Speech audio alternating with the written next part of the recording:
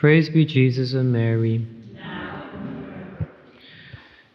Dear brethren, in this first reading from the book of the prophet Malachi, we heard these words quoted. Apparently the prophet Malachi, well, actually it's our Lord himself, quoting what had been said by many.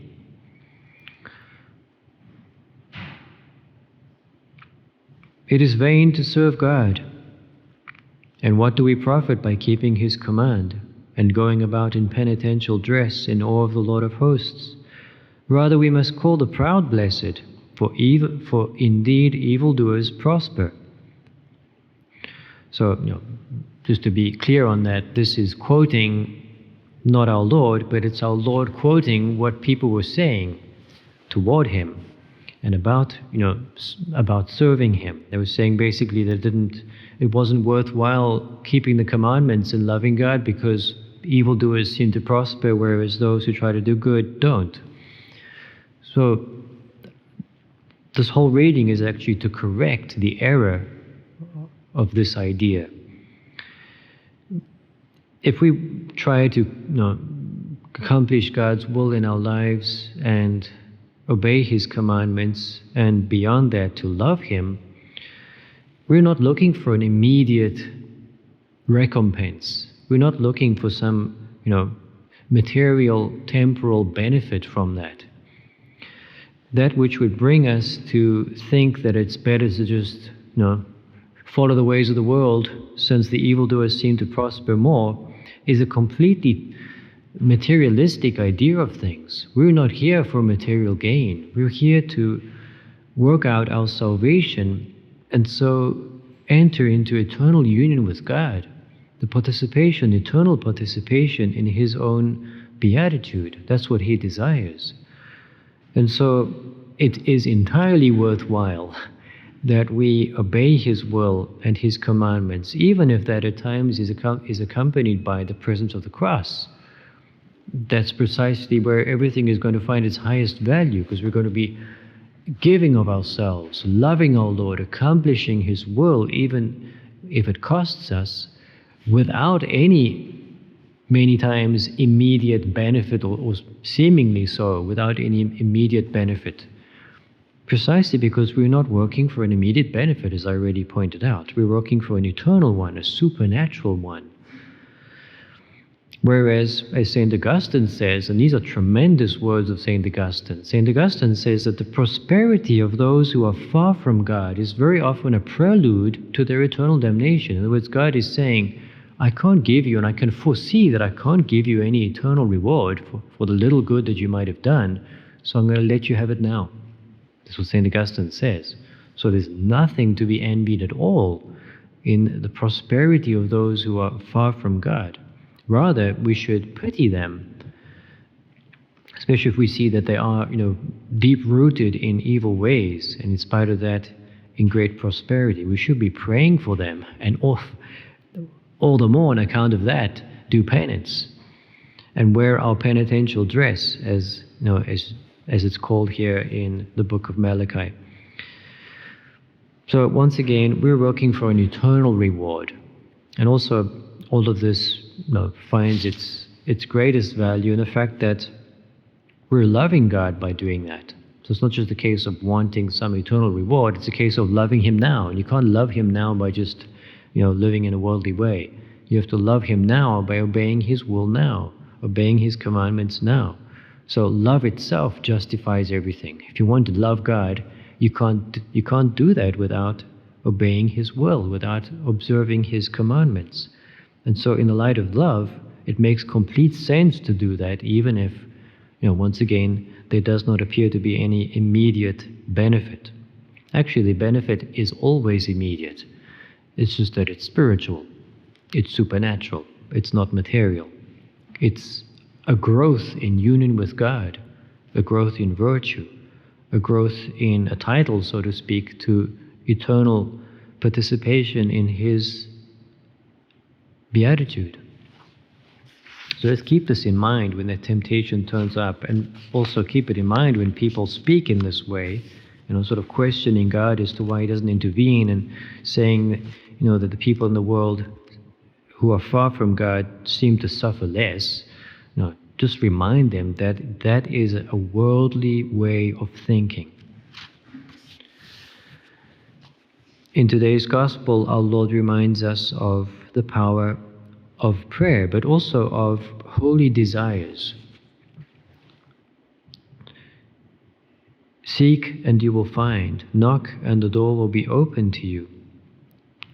And then, he speaks about this man who goes and knocks on the door of a friend.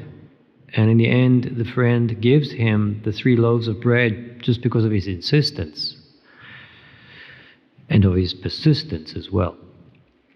So it's a little parable that explains to us how persistence and perseverance and constancy in prayer is a necessary condition for receiving many graces. Our Lord wants us to knock, because knocking in faith over time, without receiving many times, or without seemingly receiving an immediate response, exercises us in faith and patience and abandonment, but it also prepares our hearts. It fixes in our minds, on the one hand, our unworthiness to receive that grace, and the fact that grace really does come from God, but also it exercises us in conformity with His will. Lord, in your time. And then it's also an exercise of trust. Lord, you know what I need. You know my needs. I ask them of you as a child turns to its father, and trusting in your goodness. There's some saint who called prayer omnipotence in our hands. That prayer is omnipotent in the sense that you're asking a favor of Him who is omnipotent. And so to the degree in which we're praying with faith and trust, that prayer it's drawing, so to speak, from an omnipotent and eternal source. God will never deny certain prayers. And we're talking about the prayers that are for the grace to love Him more, the grace to sanctify ourselves, to grow in holiness, to grow in virtue. Those are things that He will always grant. He will never deny them. All you have to do is ask with trust and with perseverance, and do your part, obviously, to conform your will and your whole way of acting to His will. Many times we don't receive because, as St. Augustine points out, because we ask badly, we don't persevere. We ask once and then we say, God didn't give that grace to me, therefore He doesn't love me, therefore I'm not worthy of it. All kinds of things are put forth as reasons for that. The truth is, if we truly have the humility and the trust of a child, we will ask. We will not lose peace if the grace does not arrive immediately, but just abandoning ourselves to His will, we'll persevere in asking for the grace, leaving everything in His hands, without becoming perturbed, as I said, because that grace does not appear to arrive immediately, because He knows what is better.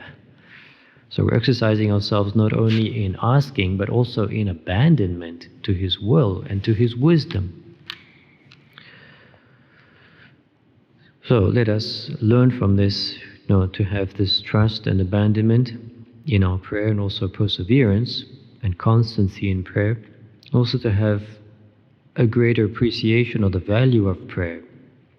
We're talking to God, who is our loving Father, to our Blessed Mother, who is our most loving Mother, who truly can obtain whatever is necessary for our sanctification and for those of others. And so there's every reason to have the greatest confidence in praying and asking for graces.